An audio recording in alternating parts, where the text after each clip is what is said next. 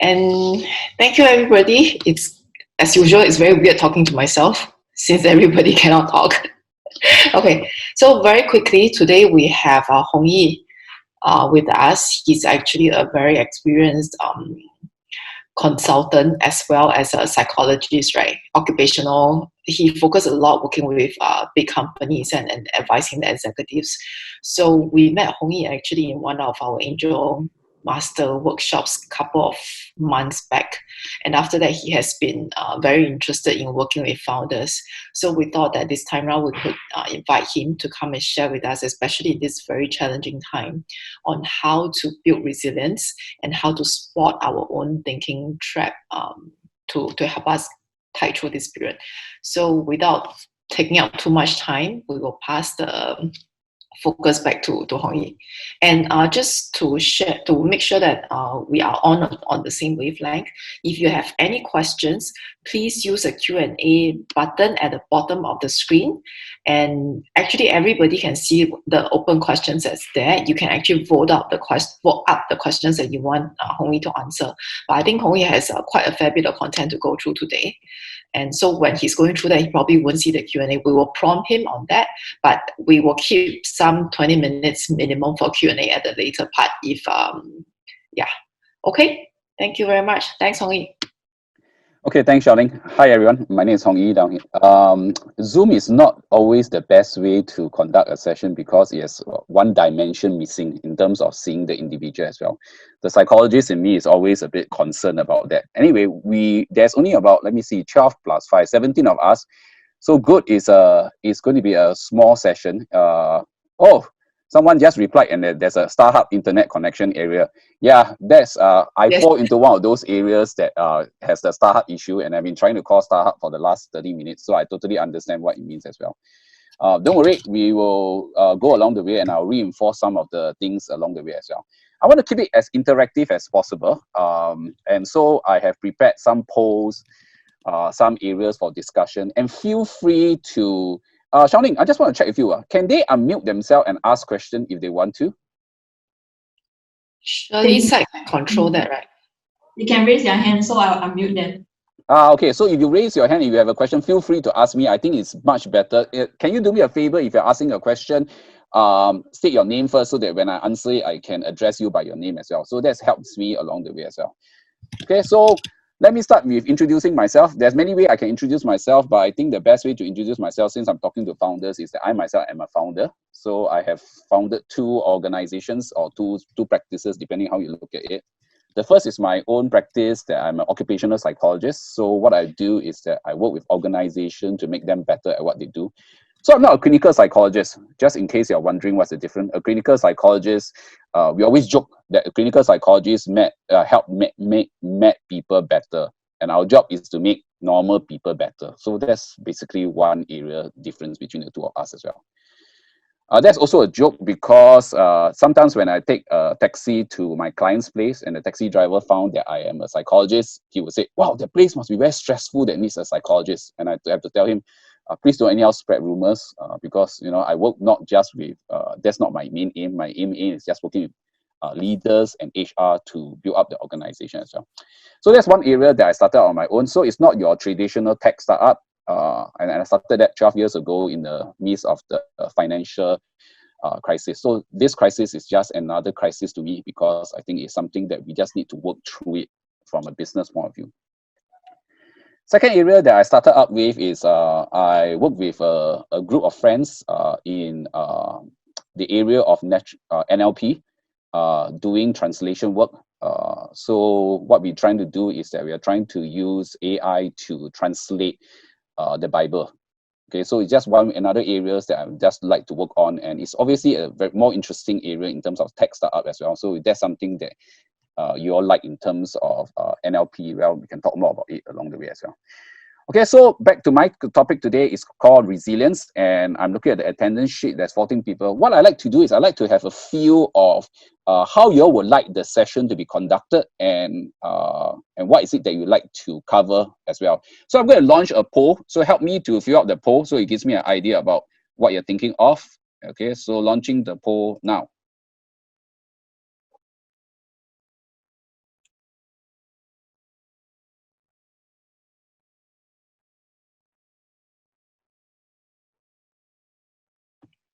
Yeah, I cannot answer the poll. Oh, because I'm part of panelist. Yeah. Your being a panelist, your vote is not critical.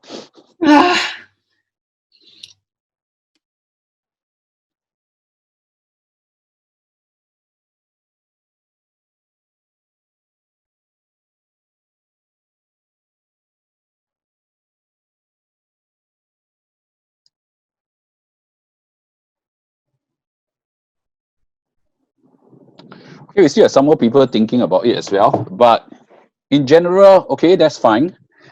No preference. Ooh, that's cool. Thanks for giving me the freedom since you have no preference. And pick skills for self. Okay, I think that should be it. Okay, good. Let me publish the result to show you all. Okay, so this is the results as well. There's not much preference or more interactive, so I'll try to make it as interactive as possible. That's why I was saying that if you have any question, feel free to raise your hand and then post the questions along the way as well. I will also have time in between my session to pause so that anyone can ask questions. I think it's more important for you to ask questions. The content can always be modified based on the questions that you have as well. So that's one thing that we will be doing. The second one is, what do you sign up for it? Pick skills for yourself. Oh, that's good. So three-quarter, okay, more than half of you thinking about skills for yourself and also to help others as well. Okay, good things as well. We will not be covering a lot of things. I mean, the course on, if you talk about resilience itself, is a very broad topic and it can go on for 3 days if you want to talk about it. But what you're trying to cover today is to at least provide you as an individual on some skills that you can take note of yourself, and also some things that you can help someone if you see that they are in need of help. Obviously, in very serious situation, I would recommend that you seek professional help, especially if they are on the verge of committing suicide along the way as well. So there's just some context to get this thing going as well. So I paused for a while first and said, is there any questions from anyone? Can anyone please raise your hand if you have any questions, anything else you want to elaborate on, ask me further before I continue. Anyone? Yes, there's a hand raised.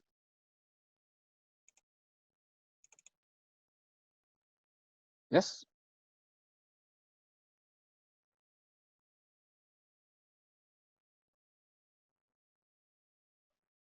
Sorry, I can't hear the thing. There's somebody raised hand, and so I presume there's a question.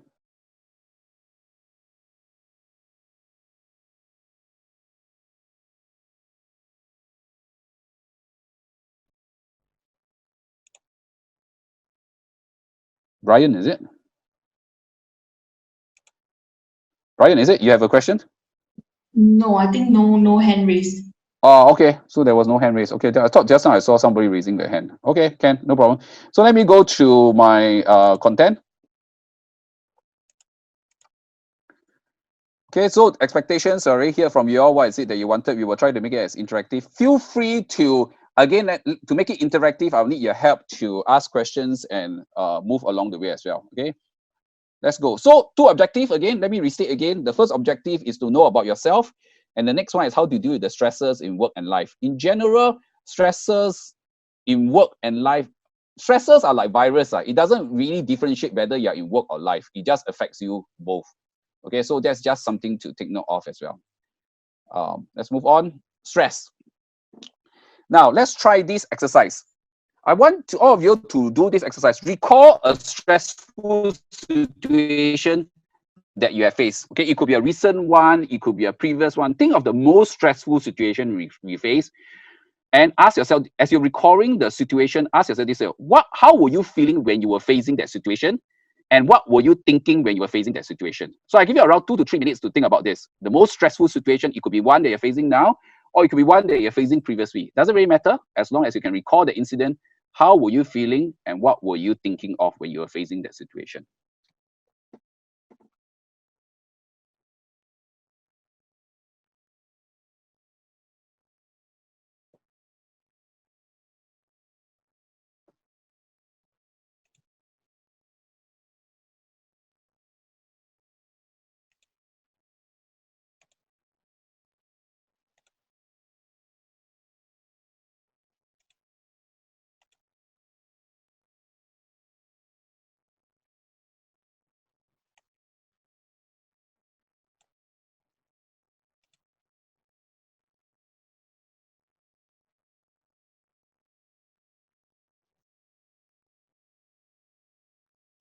If there's any question, you can ask me also now while the rest of you may be thinking as well. Like what you all shared, you wanted to make it interactive, so feel free to ask questions.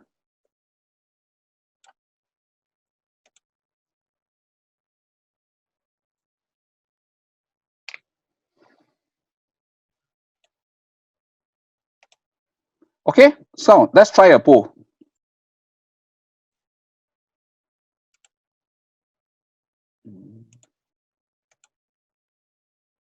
So based on the situation just now, where we talked about the most stressful one, which one was easier to recall? Was it the feeling, thinking, or no difference to you?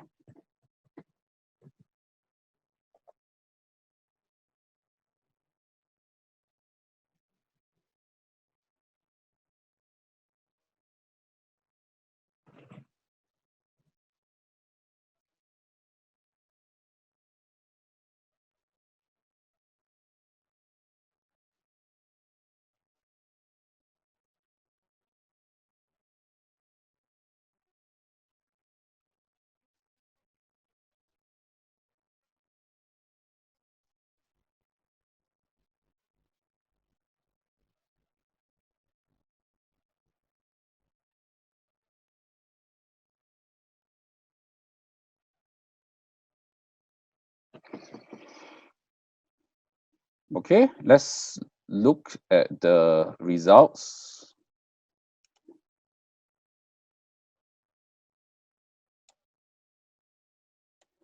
Okay, fine. So looking at the results, and it's very consistent regardless of which group that I'm conducting it. Thinking has always been the harder to recall. Feeling or no difference has always been the same, roughly the same. But thinking has always been the harder to recall. So my question is, why do you think, man? Why do you think so? Why do you think that thinking is always the harder to recall, whereas feelings is, much easier to recall?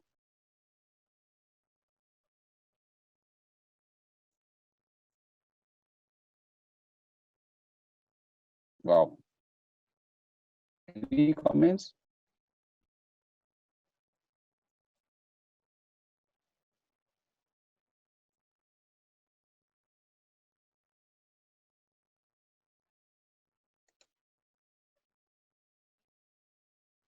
By the way, the panelists can comment too if you have any comments as well.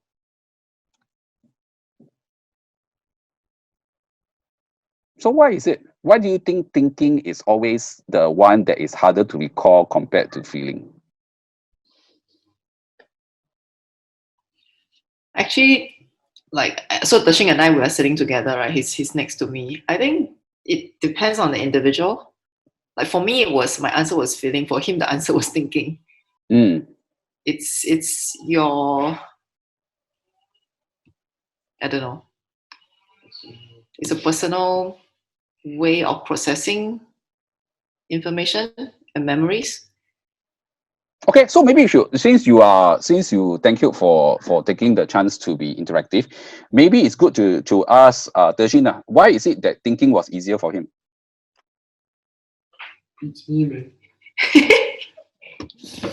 It's better to let him start talking. So okay, Tershin, why was thinking easier for you? Don't know that. It's like what came to my mind when I read the question. So will you be able to share that stressful situation, or is too confidential for you to share? No lah, cannot. Too confidential. Were you one of those who said that you want to be more interactive and then become more confidential? Okay, We so couldn't participate in the voting, remember? yeah, you couldn't vote. Next time I'll give you all a chance to vote. Okay, let's see the rest. Do the rest has any comments? Well, this group is quite silent, or maybe that's the way. Or is it because Shirley mute all of them, so I can't hear anything? Anyone No, from the the basic attendees? webinar feature, the webinar feature doesn't allow it's a lot easier to manage the bandwidth. Okay. Maybe I will pick someone. Let me see. Chris, do you have anything to add?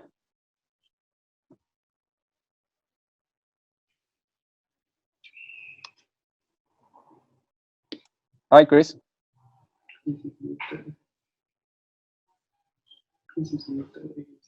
Yeah. Hi, Chris. Do you have anything to add? Unmute myself. Oh, nothing to add. Okay, so let me try another one. Chok, do you have anything to add?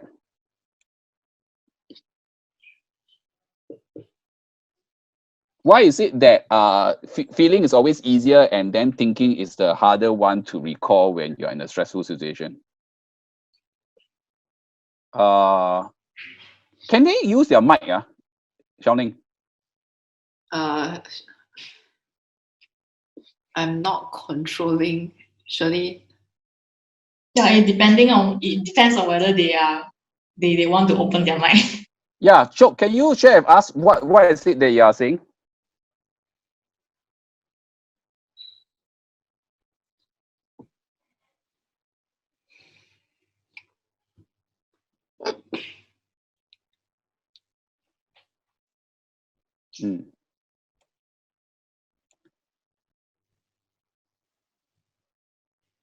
Okay, Sam has a comment. You can reframe your thoughts later, but feelings about an experience typically subconsciously stick with you.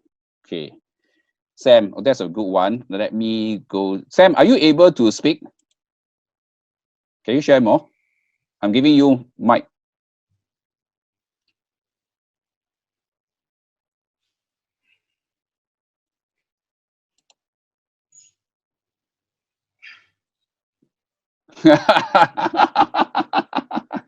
So very interesting. I see the chat group. While you all like to type, some of you prefer not to as well. Okay, so in general, let me go back to my deck of slides again. Thinking has always been, so some people argue that one of the reasons why feeling is so easy to recall is because when you are in a very stressful situation, your emotions take over. So Daniel Goleman, a psychologist, come journalist, has written this statement before that he termed this thing called emotional hijack. That means that when you are in a very stressful situation, your emotions take over. That is why your feelings come first before your thinking. However, the key to dealing with stress is not the feeling part, because that's a more obvious part. The thing to deal with stress is the thinking part. The issue is if you can control your thinking, you most probably can control your feeling. So I'll give you another example to explain that as well. So imagine you are queuing up to buy your favorite char kway teow. As you are queuing up, somebody push you from behind. The first reaction for most people would be a bit of frustration, thinking, what is it or who is it that is pushing you from behind? However, when you stop and you turn around and you saw that the person who pushed you from behind has actually not pushed you, he has actually fallen down and you actually have been kind enough to break his fall. What will your thinking be? So this is an example whereby if we let our thinking takes over, it's more likely that we can control the stressful situation instead of, but it's very common for feeling to be the first to come and take over your emotions. I saw a hand raised just now. Is it somebody raised a hand?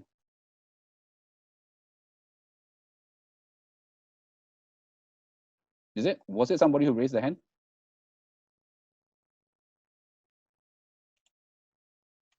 Okay, if not, let's move on.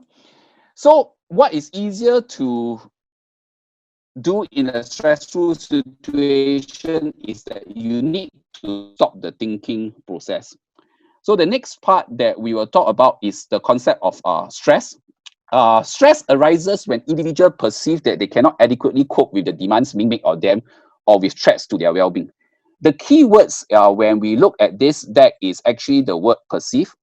The concept of stress is a very interesting one. The word stress has never been used for human emotions until the 1960s, around the 60s. The word stress has always been used as an engineering term, where they use it when they say that in engineering, I want to stress test something. They want to make sure that the thing is able to survive a certain level of stress as well. However, in the 60s, this concept of stress moved from innate object, things to human being. And so there's a professor known as Lazarus in 1966 that redefined stress to define it as a perception. It's not just whether you have it's not just whether you have the resources to do it or not. It's whether do you perceive you have the resources to do it. This is quite common when you work with some individuals. I'm sure you work with individuals whereby if you give them a lot of tasks, they can still be able to cope. Whereas there are some individuals, you give them one task and they will freak out in front of you. So the concept behind it is, do they feel that they're adequately equipped to deal with the demands of it as well? So whenever we deal with stress, we shouldn't be just looking at the stressor, the things that stress you. We should also be looking at the resources that we have, and the thing that we should also be considering, very important, is how do you perceive that stress? So if I'm the type of person that do not like to do webinar, because I feel that webinar is very impersonal, then I will feel very stressful when I have to conduct webinar. But if I'm the type of person who is very comfortable doing webinar, if you ask me to do 20 webinars at a whole, I most probably will smile at you and say, let's go on with it as well. So the issue of perception is an issue of thinking. And so that's why one of the most important things that we need to take note of when we deal with stress is the perception. What is it that we have, and how are we, as an individual, how are we assessing the situation? So maybe I pause for a while and say, is there any questions from anyone? Questions? Charlie, you're moderating the questions, right? Yes, but I think so far everybody is not really asking stuff. Okay, Ken. Okay, let's move on. So we are into next topic now, which is on thinking traps. So thinking traps is something that individuals need to be mindful of, especially when you're dealing with stress. And there are some of these traps is quite prevalent. So as I shared with you all, you may like to think about it and see whether if you are facing a stress, whether you are falling into some of these traps as well. As what the first survey, the poll that I did, right? Some of you are interested in picking up skills for yourself. So first thing that you need to do when you pick up the skills is to first identify whether you are falling into one of these traps. So let's continue. The first trap is actually basically you believe that you are sole cause of every setback and problem, and you experience a lot of guilt and a lot of sadness. So this thinking trap happens whereby when something has happened and you keep on blaming yourself. So for example, one of the way it happens will be that, oh, it's my fault, I should have done A, and because I don't do A, now we are facing a problem as well. So if you are a startup owner, it could be that I should have pitched better so that I can get the resources for my organization, and because I didn't get pitch better, and because of the way I pitching was so horrible, now my organization is in the state that we are in. Or I could have foreseen some of the issues. So a lot of I, me, and myself in this thinking trap, and you carry the burden yourself. And because you carry the burden, there's a lot of guilt and a lot of sadness. So that's one of the traps that people face. You put yourself at the center, and that causes some of the stress that you have as well. Second area is thinking trap is them. In this area, your trap is that you think that the problem is other people's problem. So it's always a blaming thing. So, one of the traps will be that, if during this COVID season, maybe if the government had done better in forcing everyone to wear masks in the beginning, we would not be in this crisis. We would not have a circuit breaker. So it's always other people. Or if I ask John to get the job done, why didn't he get the job done? If what he could have got the job done if he had requested and wrote a better paper, or presented in a way that convinced the stakeholders we will have the deal done as well. So it's always them. That means the fault is not the individual, the fault is other people. So while the first thinking trap deals with the individual, the second thinking trap deals with the people around you. The third thinking trap is recurring. Now, recurring is like a downward spiral, which is what we are drawing in the picture down there. Basically, what you do is every time you keep on thinking about the scenario, you get worse and worse. So one possible thinking trap, there's one example in terms of recurring could be this. The worst case scenario is that I'm going to lose the company. If I'm going to lose the company, I'm going to lose my income. If I'm going to lose my income, I'm going to have issues with my family. My wife is going to divorce me. Then I'll be alone along the streets as well. So this is the recurring thinking trap. That means you keep on thinking about it, and every time you think about it, the situation gets worse and worse along the way as well. So basically, this issue of recurring is that you have overestimated the threat and you underestimated your ability to cope with it.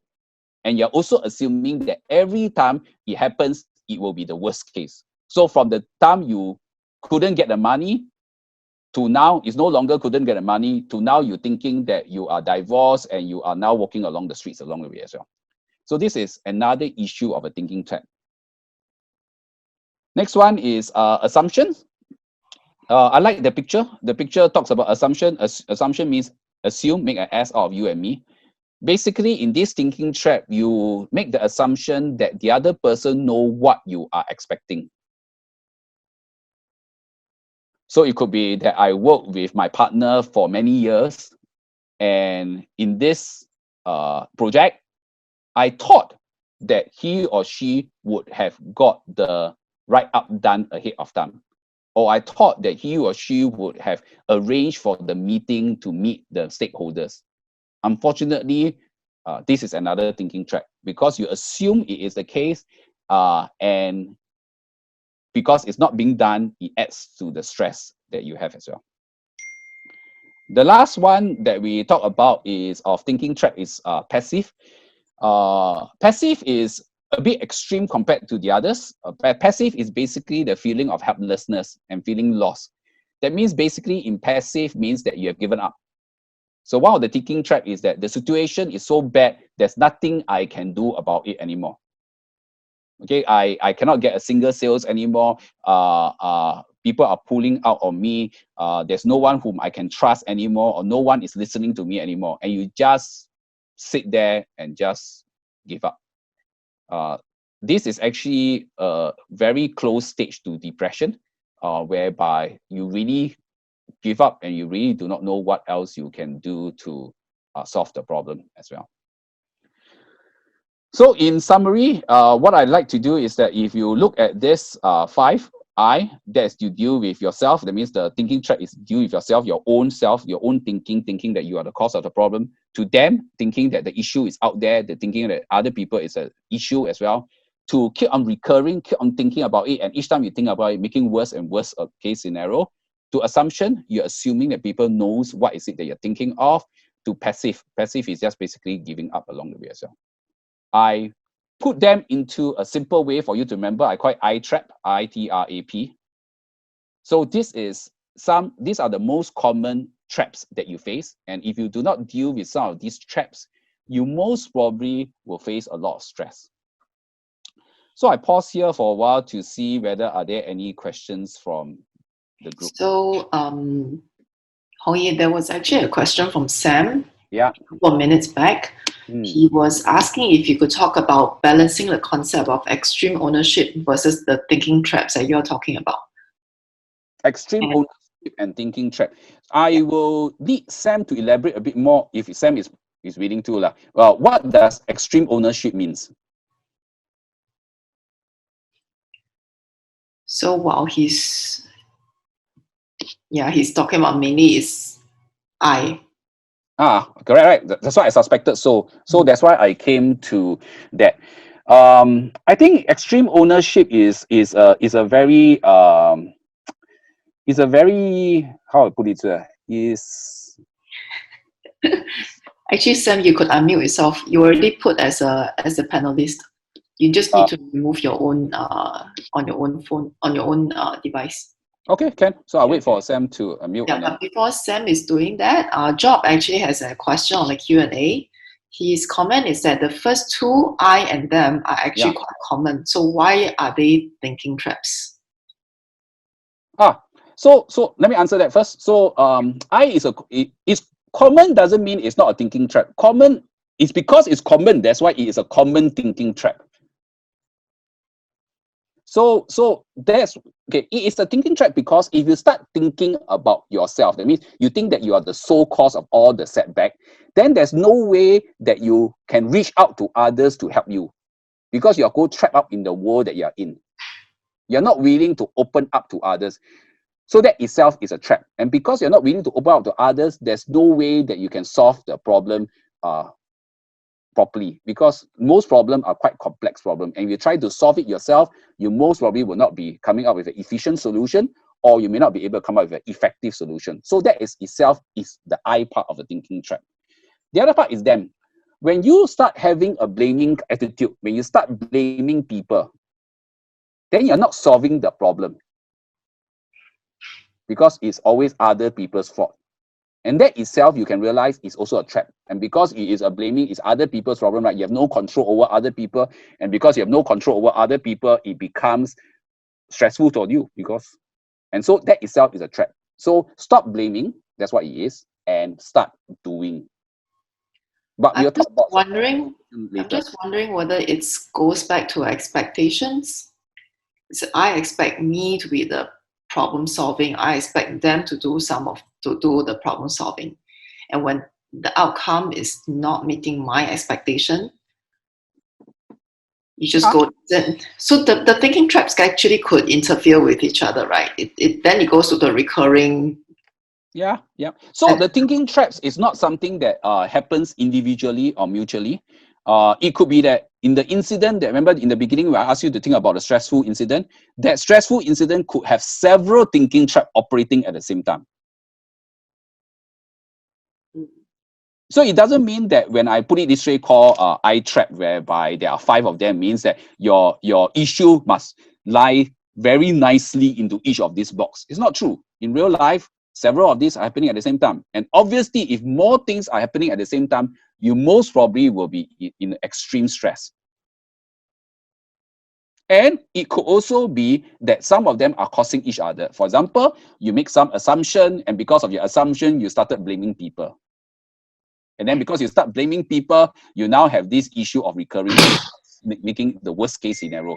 Oh, if John should have done this properly now, because that is John's fault. Now, because of John, already now I'm going to be out of job, I'm going to be out of family, and blah, blah, blah along the way as well.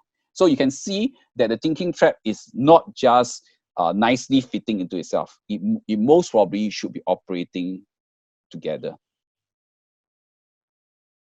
By the way, who is it that Sam, is it? Sam wanted to explain about extreme ownership, right? Or something on that line. Yes. So like the concept of extreme ownership is Jocko Willinek's concept where you should take ownership of anything that you can in your life, because if you take ownership of it, then you're able to make a change and adapt.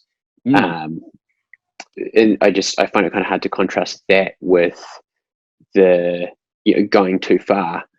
I think you did kind of touch on it already, because you're saying it's all right to take ownership of problems, but then at the same time you have to realize that you don't have all of the answers, so you shouldn't be afraid to reach outside. I just find it hard though, kind of thinking about how that balance sits when you think like, okay, if there's any issue in a company or that you're dealing with, you should take ownership of it and say, yes, that's my issue to deal with. But at the same time, where do you draw that line, or how do you really think about that? So I think to do that, I think you just need to differentiate between responsibility and solutioning. So one of the challenge that I face when I deal with some of the leaders is the issue of the savior. I call it the savior mentality. That means there are people out there who feels that they are the savior of the world. So they feel that, whenever there's a problem, they must be the one to try to solve the problem themselves. Now, we have to be careful that we do not fall into what we call forced responsibility. So I give another example to explain that. So I have leaders who tell me before, no, everybody depends on me. It's my responsibility to do my work well. Wherever there's issues, I need to be online. I need to address the issue. And I look at this leader and I ask him, hey, when was the last time you took a rest? And the reason why I was asking him that question was because he was texting me on Sunday at 12 noon. And I asked, and it's fine with me that I can answer his text. And I was asking him, so what have you been doing? Oh, he said, I'm trying to address some of the issues. You know, I woke up at 4 a.m. Since 4 a.m., I've been trying to address it. And now 12 noon, Hongi, I finally got through to you. I need to ask you this question. And I told him, have you taken your breakfast? He said, what breakfast? I said, by the way, you know what time is it now? He said, oh, I lost track of time. So I told him that, you know, you need to reframe it. And that's an example there's a solution that we'll talk about it later. You need to reframe it is this. If you continue doing it, which I think is good, you're taking responsibility for the issue. But the other trap that you're facing is that when you fall, and I'm sure you will fall because of the way he's talking, he's going to face burnout, then you're actually more irresponsible because when you fall, no one else can pick up the pieces for you. So I think that one of the things he needs to understand is that if he really believes that he is responsible, then all the more he needs to make sure that he takes care of himself so that he can still be there to make the decisions when the things get even tougher. Does that answer your question, Sam?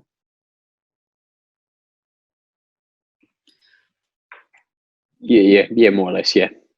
Okay. So actually, just to chime in a little, right? Because looking at the current list of attendees, I think we have equal number of founders and investors.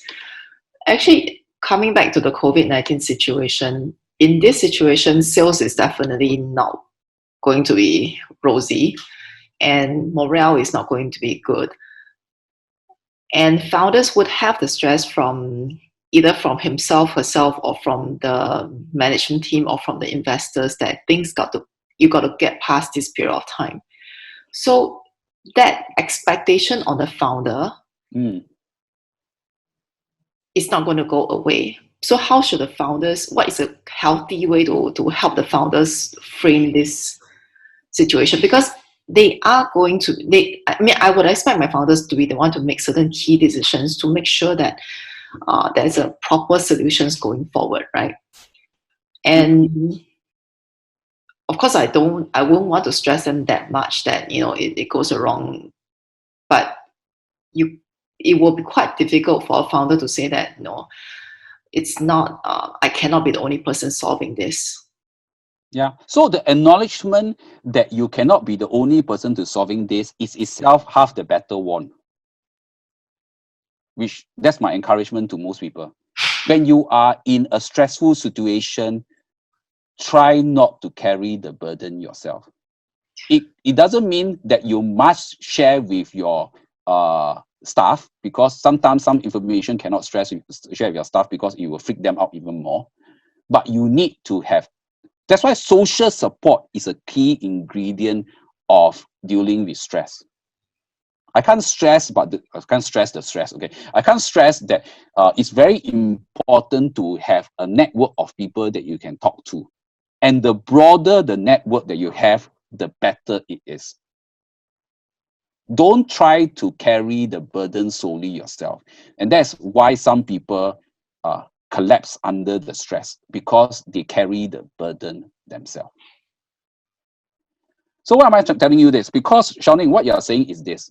The issue is always out there.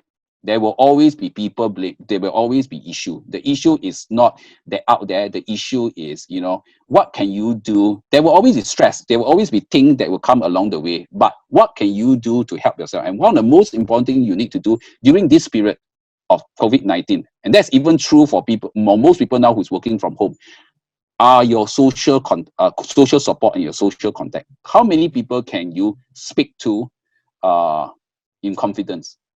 That is a good ingredient, regardless of whether is it in COVID season now or in good times. Actually, the correct way is that in good times, you should be building up your network so that in bad times, you can rely upon it. Does that answer your question? Yeah, thank you. Okay, is there any more questions?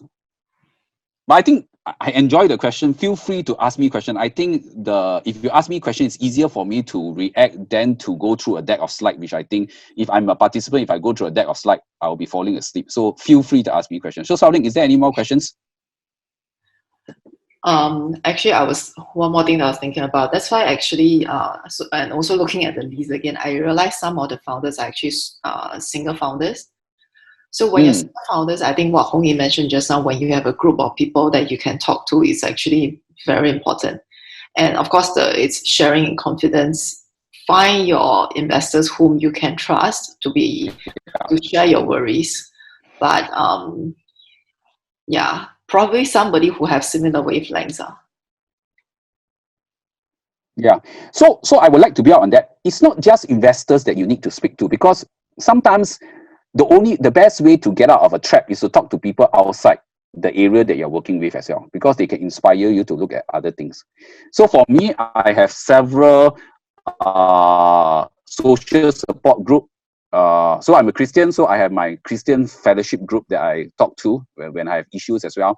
I have my clients group, because my clients, I group them together based on the areas of concern that they have, and can talk through some of these issues as well. I have my previous working colleagues. I have many I have people that I play soccer with on a regular basis as well. So keep the group as diverse as possible, and the more you have, the stronger you can draw upon that group as well. So don't just depend on the investors. Actually, I'm a bit concerned, because if you just depend on the investors, there's a tendency for you to feed yourself negatively if you're not talking to the right people. You know, misery can beget misery. Okay, so maybe I should sell a little bit of COVID-19 services you're providing to the startup. Actually, the reason why Hong Yi is doing this one is because he saw us doing the COVID-19 chats with the founders. So we actually started it about last week. So far I have had 3 sessions with 3 different groups of founders. I think, so these are actually founders I do not know at all, and they responded to the offer that we have on the platform. And actually, I think a lot of them, actually one case came to mind, it was really because I think he has been stuck with some issues and he was just going round and round with himself. So I guess you would want to find somebody who actually could understand the situation you're in. And in a sense, I'm a complete stranger to him, but because I think I could also afford to be very direct with him. And I felt that for his case, it's really about he's just not willing to make decision. So he's worried too much. I think your the assumption, he was always thinking about the worst and he's not willing to act. And yeah, so the point is actually, if you guys want to chat, you can just sign up on the COVID chat. Digmo, Dashing, and myself, we put out I think 2 to 3 hours a week to chat with people. So you can just book through that lah. So it's the same thing, right? So I want to build up on that as well. So during this COVID season, there are 2 groups of people. There's one group of people who is extremely busy because they need to react to all the changes in the that's coming out from the government. Then there's another group who has nothing much to do because there's nothing they can do. Like, for example, your yoga instructor who can't do yoga classes anymore. But recently I just found that they try to do it virtual.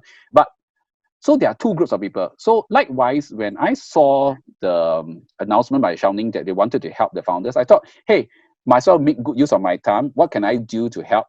And that's why we started this session. So it's really the ability to think, to adapt, and to think outside your box to make sure that you get yourself out of the situation. Okay, Ken, so let's move on. Again, if there's any more questions, you can always ask along the way, put it in the Q&A, and we come to you as well. So I want to recap again. There are thinking traps. Thinking traps, again, I repeat, is not everything that causes that causes you to be stressed, but thinking trap is one of the most common ways that end up people feeling more stressful, because they are trapped in this spiral or this cycle that they are in as well. So I repeat again, I is because you think about yourself, you think that you're sole responsibility, and you take on the burden yourself without even thinking of alternatives as well. Them is you start thinking about others, they are the problem child, if the problem is out there, you have a blaming thing. Recurring is you keep on thinking, the more you think about it, the scenario get worse and worse, Assumption is you assume that people do something, and when they don't do it, you get very stressful by it. Passive is the other extreme, all the way to the extreme whereby you give up totally because, you know, you feel a sense of hopelessness along the way as well. So what I want you to do is this. I want you to think about the stressful. Remember, we started the session by saying, think of the most stressful situation and ask yourself which thinking trap you fall into. So let's try a poll of that. And I want to see which one is the one that is the most common one as we move forward. Okay, so let me start the poll. Okay, launching the poll. You can have more than one answer. So if you feel that, you know, a few of them are valid for you, then you can just click on them.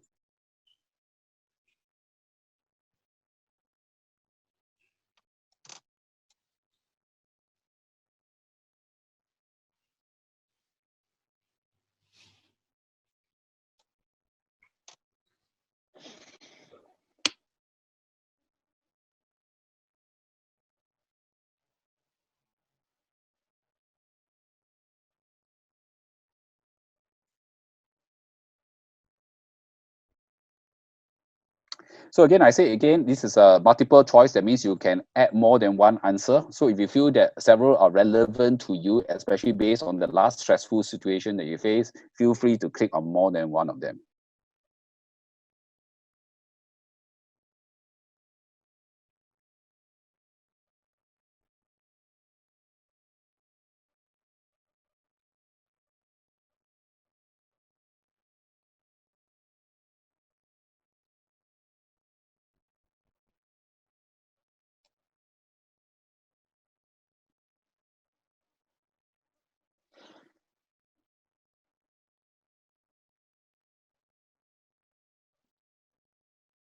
Okay, so some people are still polling the things. Okay, let me give you another 10 seconds if you're still thinking which one or how challenging yours was.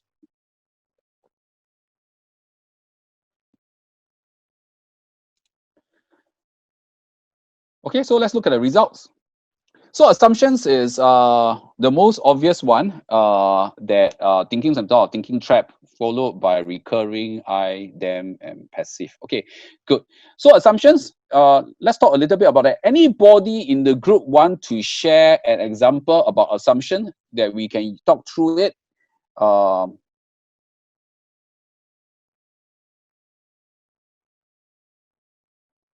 Anybody?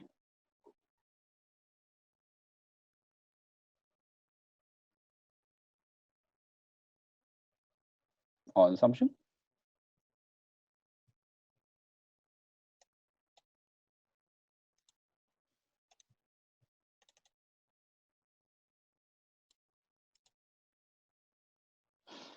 Okay, so if there's no one, let's continue. So assumption is basically, I always like to joke about assumption, and to me, let me close off this one. Assumption is this making an ass out of you and me. So one of the most critical things you can do when you fall into the trap of assumption is actually ask clarification, ask clarifying questions. One of the challenge I work with leaders is that too many leaders feel that they are the person that needs to provide the answer. That means every time someone has a problem, you are the solution and you must have the answer to a solution. I must make a statement that you have to be very careful that you are bordering on being an egoistic person. So one of the best things that you can do as a leader, even so that we are talking now, we are not talking about responsibility. I think as a person, you need to be responsible. Every final decisions, you need to take ownership of it. But what we're trying to say is that when you are trying to solve a problem, it's always good to open up. So I just want to build up on what Xiaoning asked previously as well. When you look for support, there are usually two types of support that most people look for. One type of support is I just need someone to be there to hear all my challenges. And the other type of support is I need someone to be there to help me solve a problem. I would like to give you a story based on that as well. Whenever, and this is I think this is very typical if you are a married person. Whenever my wife come and share with me her problem, I have a tendency, maybe because it's me as a male, to go into problem solving and try to solve the problem for her. But every time I do that, I got scolded by my wife because I forgot that all she needed was someone to listen to her instead of trying to solve the problem. So likewise, as an individual, when you're trying to solve a problem, when you're facing a problem, you need to be clear and you need to challenge yourself, do you need just someone to talk to listen to you? Then that person that you need to talk to and listen to is very different from someone that you need to go through to solve a problem. Likewise, when you're trying to solve problem, when people come to you to solve problem, right? It's always good to also ask that person that question. So if John comes to you and say that, hey, this is the issue and all these sort of things, the first question I usually ask is, what do you need of me? Do you need me to solve the problem for you, or do you need me to be a bouncing block for you, or you just need me to listen to you? So one way to deal with assumption is basically whenever a problem comes or whenever people make a comment, stop yourself from trying to answer it. Always start with a question. That usually helps in the deal with a thinking trap of assumption. Always start with a question. If you always start with a statement, there's a tendency for you to go into solving problem, or that means you have made some assumption. So it's better to start with a question. So that's just my answer, because most people say that assumption is a key thing as well. Xiaoling, is there any questions? Or any hand raised? I noted myself, I forgot. There's actually Job posted another question. Yeah. He actually asked, other than social support, is there any other ways of addressing the I thinking trap? The I trap is a very tricky one, because I is very linked to how I explain it, and I'm pausing to explain it because I'm trying to find a better word for it. The challenge with I, actually, the root cause of the challenge with I is actually pride. The problem with pride is that somebody has asked me before, Hongi, I want to deal with pride. And I stare at the person and I really do not know how to answer him correctly. Because imagine if I were to teach you and then you are dealing with pride. And then you say, yeah, man, Hongi, I have dealt with pride. You're so prideful that you have dealt with pride. It doesn't sound very right. So pride is something that is it's a very tricky thing to do. And I tell you that the best way to deal with pride actually is to open yourself up. Is to be vulnerable. But it's not something that is easy to accept. But that's the best way to deal with pride. That means to open up, to be transparent, and to be willing to be corrected, or willing to know that, to be given feedback that really matters. And I don't think that is something that is very natural. I think it's something that you need to first and foremost have a sense of humility, and next, with this humility, willing to constantly seek feedback. Many years ago, I have a very strong leader, and he gave me a feedback which I felt was very, very good, and so maybe I'll share with you all. So one of the things he shared with me is that never kill the feedback provider. He said it is a privilege to receive feedback. So whatever I do, I try to, whenever I complete a project or task, I always try to get feedback, even though I know that sometimes it may not be the best, but at least, you gather the feedback and you start working on it. So for some of you, start early. The earlier you start seeking feedback, the earlier you will make it a habit. And if the earlier you make it a habit, the earlier you realize that, the best solution out there is not just by yourself. The best solution out there is in a collective group. That's a long answer to a very tough question, even though it sounds so simple. Yes, Johnny, anything else? Yeah, I got the flashing on the chats. Any more questions from anyone?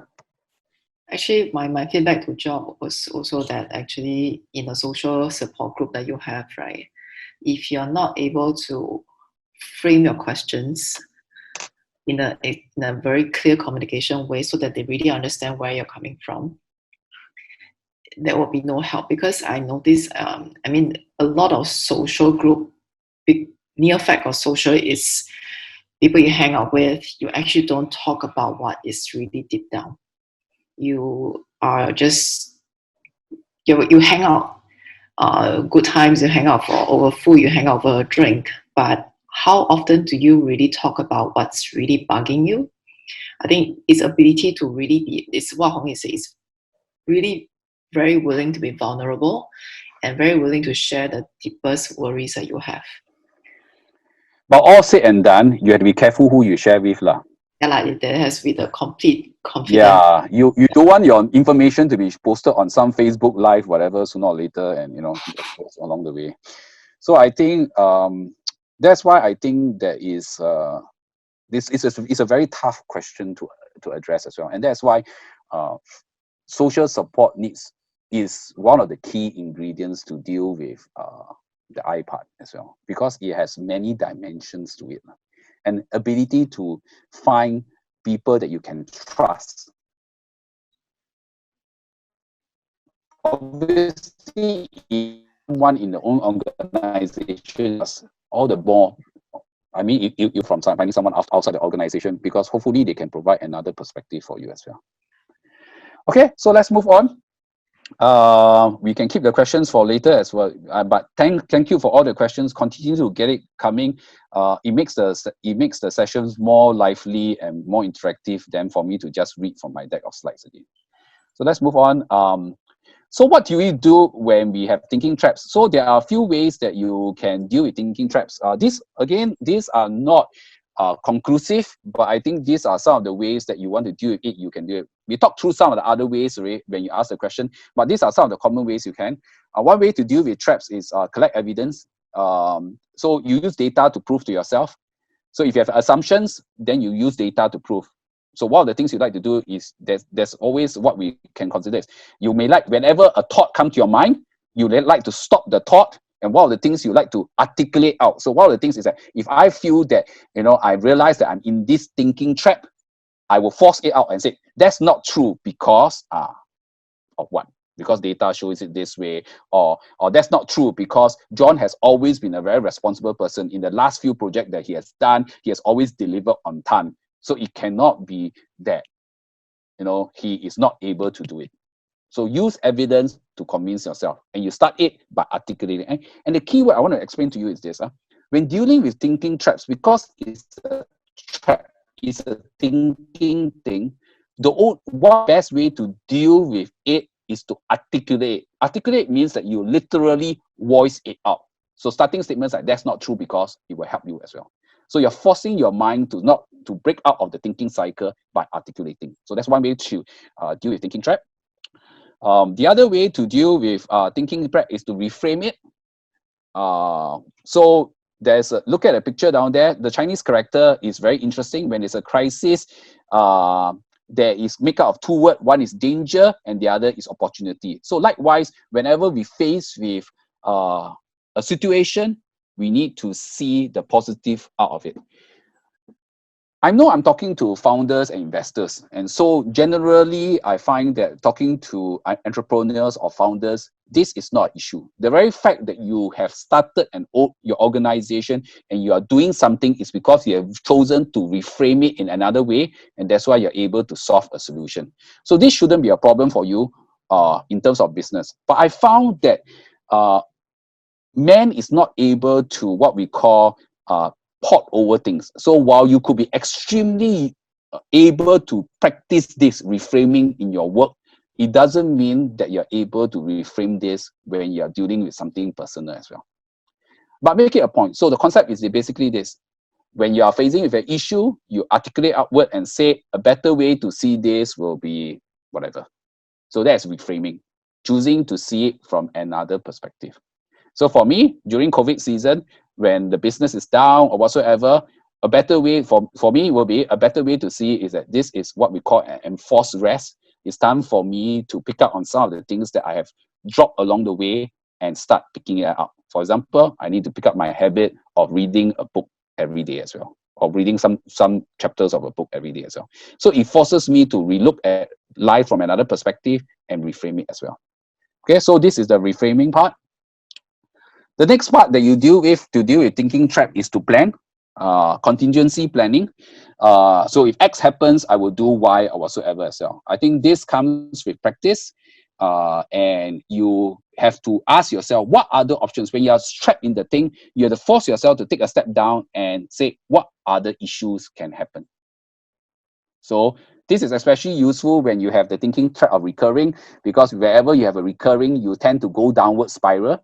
And so what happens is that you force yourself out of it, as every time you try to go downwards, you offer an alternative and contingency plan. If this happens, this is what I can do. It doesn't mean that if this happens means that I will, I'm gone. So for example, if John was not able to do his presentation, it's okay. I will take over the presentation. It doesn't mean that because he's not able to do the presentation, we're not able to get the money. Because we're not able to get the money, the company will go down, the company will go down. That is a recurring part happening. So you force yourself to come up with alternative to deal with it as well. So in layman term, I create a term called ERP. I'm sure ERP is quite familiar with more of us. You collect evidence, you reframe it, and then you plan. So these are three strategies that you can take note of when you want to deal with a thinking trap. Again, like what I mentioned, these are not be all and all. There are many others like what you have asked me before, but these are quite good ways for you to deal with thinking trap. So maybe I pause here for a while and see whether are there any questions and how can I address some of them. Questions?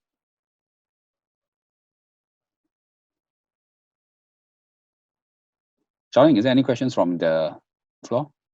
Not that I can see, but actually we only have 20 minutes left. Okay, good. If there's no questions, let me move on along the way as well. Like I said, let's make it interactive, and whether we cover the content or not, I don't think it's the most critical. I think the more important thing is not the content. The more important thing I wish for all of you as participants is that as if you can just pick up one thing that you want to do differently from tomorrow onwards or after this session and practice it well, I think it is more important than to try to cover everything. Like what most of you said, you want to pick up skills. And one of the most important skills you need to pick up is just one skill and practice it well. Picking up so many skills is not the most critical. And unfortunately, resilience is like swimming. You can have 20 hours of classroom swimming until you touch the water. It's a different thing altogether. So I repeat again, these are some of the areas that I've identified to talk in 90 minutes, but more importantly, practice those outside this 90-minute session. So I just want to go to this. This is a very interesting concept in case some people have not seen it before. Basically, what we are trying to say is that not all stress are distress. That means basically not all stress are bad for you. Some stress are eustress, which they are good stress as well. So for optimal performance, we actually need stress. So do not treat stress as an enemy. Actually, stress is also a friend. That's basically a well-researched model. You need to use stress to help yourself because sometimes you get energized to it. And I'm sure most of you, if you're founders, will understand what I mean by it. When things start moving, even though there's a lot of work to be done, you are high at energy and you're getting things done. It's only when things stop moving, you cannot get things going, then you feel the eustress part of it. So this itself is a concept that you need to appreciate. So whenever you feel stress, it doesn't mean that it's bad. You know how you need to remember one of the examples, right? You need to know how to reframe it and use it as an energy for yourself. Okay, so this is stress versus performance, something for you to take note of as well. Let's move on. The first sections we will talk about stress and also the thinking traps and how to deal with thinking traps. The next section is resilience. Resilience is how you deal with it, and resilience has many factors. So just now somebody was asking about what can you do to deal with some of the thinking traps. Social support falls into one of them. This is the connection part of the social support. There are many other things that you can do. So self-efficacy is build up the skills. Once you have the skills, you're less likely to feel stressed by it. Positive institution, that means things that you can go to help yourself, go for happiness class or whatsoever.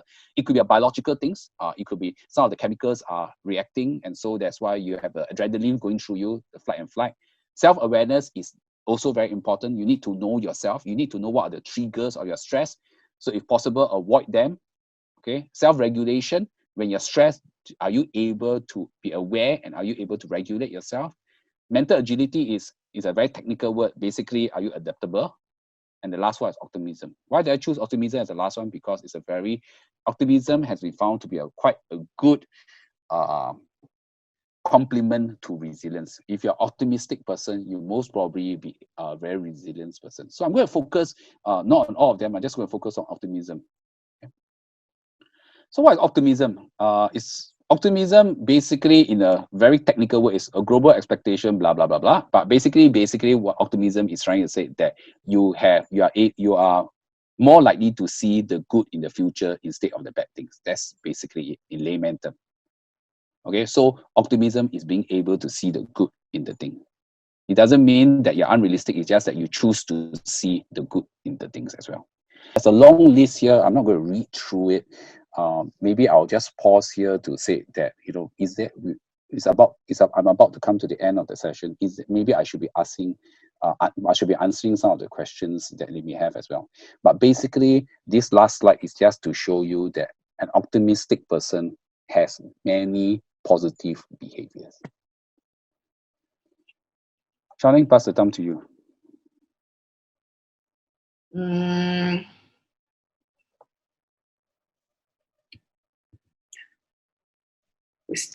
Does anybody has any question? Chris? Jiehao? I'm calling out names that I know. After they said that you're like school like that.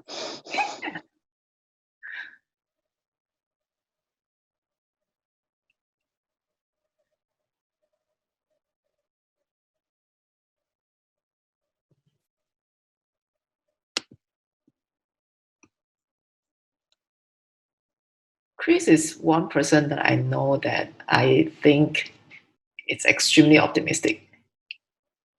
Very good. Yeah. Right, Chris?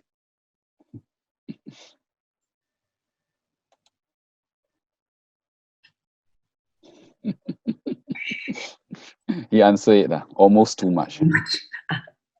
But if you say that he's optimistic, right, Xiaoning, then you look at the behaviors. Which are the behaviors that he has, that really makes him optimistic? So Chris and I, we were part of a peer-to-peer learning group a couple of years back. I think it's always the way he would share his challenges, but it's the way he framed the challenges. And he will always have, by talking through, he will actually, you can see that along the way, he will come up with solutions that he already has already. Yeah. There's a sharing from Yue Ming. Yeah, it's truly true. Amazing life. Yeah, it is. Optimism, it can be anything that is behavior can be built up. You just take discipline and you just need to consistent. That's why I started the session by saying that the issue is not trying to pick up everything. The issue is just pick up one thing and practice it well. Okay, Hong, actually I have one question. You started off by talking about, during this period of time, people may feel very cooped out and stuff like that. I'm just wondering, is there any way that, of course, people around us, we know them, we can see them, whether they have certain behaviors that we think it's starting to show signs of overly depressed or things like that. But is there a way to try to see that in yourself? Try to spot that for yourself? No, I hear your question. I'm just thinking about it. So remember, I'm just trying to remember this slide down here. Self-awareness is very important. And sometimes when you are so caught up in some things, in very extreme example, you most probably are not aware because you are not interested in yourself. You're interested in the situation, in the task that is at hand. So one of the ways to break the cycle is to actually is to literally set aside time in your schedule for what we call me time. That means set aside time that you really force yourself to spend time, just drop everything and just walk away. So for example, my me time will be every night I read the Bible. So that's my me time. Or every morning I make an effort to go and take a walk. So it becomes a routine in my schedule. So once it becomes a routine and a habit, I can hopefully use it to break the cycle that I'm in. But these things are not, this thing cannot be done when you are in the vicious cycle downwards. This thing needs to be done now. If you're not even at the stage, you need to start building it now in preparation for it. So when you're in it, then the best thing you can do is actually nothing. The best thing you can do is actually good friends that can tell you in the face.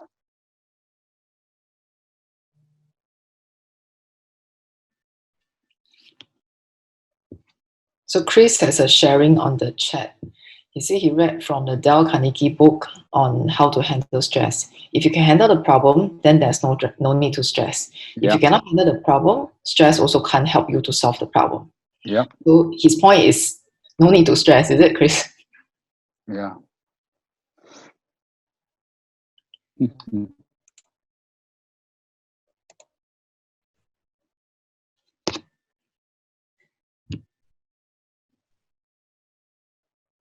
So recently I was reading this book on habits because to echo Yue Ming's point on the building the optimism and positivity as a habit over time. It was actually, the writer was sharing one practice was that this friend of hers actually liked to over worry. But because over worrying is a very unhealthy practice, so what this person do is actually every day or every week he will schedule 15 minutes for himself on his calendar. So in this 15 minutes, he will allow himself to worry like crazy. And then outside of the 15 minutes, he will not worry. It's like giving himself an outlet to do what he wants to enjoy to do and he has to do.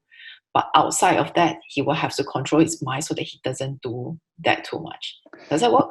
Yeah, it works, but you're on a major assumption. Yeah, the major assumption is that you know you have a problem. That's why you come up with a solution. Unfortunately, sometimes when you're in a problem, you don't know you have a problem. That is the problem. I mean, if you know it's a problem and you don't deal with it, it's called stupidity. Okay, but if the challenge that I find with most people is that you don't even know that you have a problem.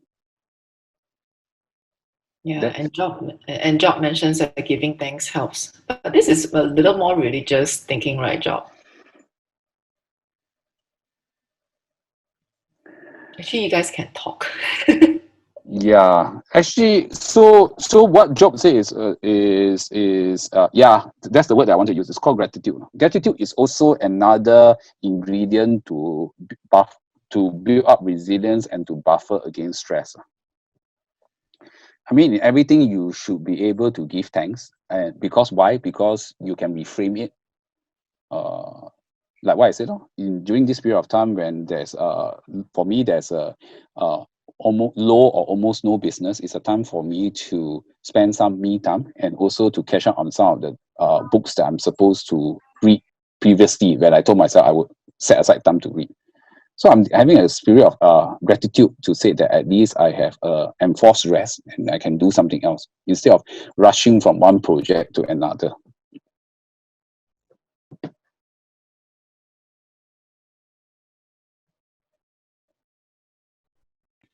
Okay. Maybe I know we are ending the end, so maybe I'll just end off with a last thing for everyone to consider doing as well. Okay, so one of the things that I've prepared, but I was depending on the session as well, is this called True North. I think each of us needs to be clear why we exist and what are we existing for as well. So True North is what some people call the internal compass that guides you successfully through life as well. So one of the things I did when I started the company was simply that I wanted to set aside time to work with the NGOs on a pro bono basis. So that means that I consciously set aside time each month to do pro bono work in the same work that I work with clients to earn money as well. So why do I do that? Because I believe that that is what I want to do in my life, not just earning money, but also making sure that I enjoy what I do and I know that what I do makes a lot of difference as well. So it's very important for each of us to know what is your true north, why you set out to do what you set out to do. I used to have a client whom I asked before, why do you set out the company? And the person told me, said that, oh, I set out the company because I wanted to earn money.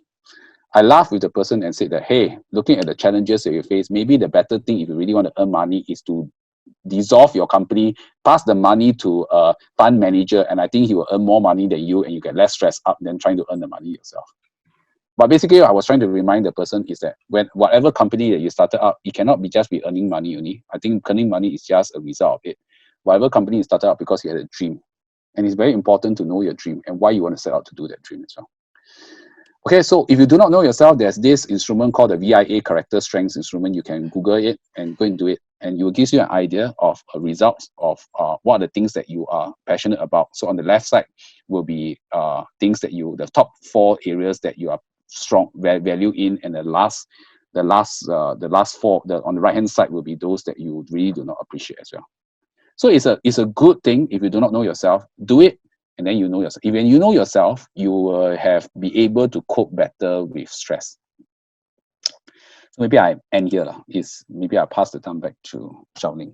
I know it's already 5:30 in case we need to be mindful of time. Okay. So thanks, Hong Yi. And I think we actually got a few texts from some attendees to say that they can't join because of the StarHub issue. So we probably will edit out the video clip and we'll put it up on the resource center so that more can learn from Hong Yi's sharing today. So thank you so much for Hong Yi. And then for the attendees, we have a survey to get you to give us a feedback on how you enjoyed today and what we can do to improve.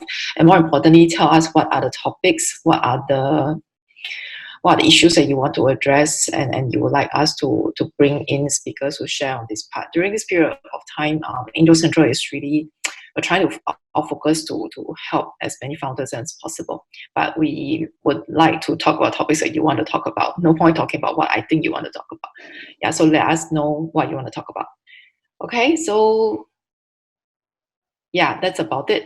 So thank you very much for spending the 90 minutes with us. I got to go and cook my potatoes now for dinner. Thank you very much. Thanks, everyone. Bye. Bye-bye.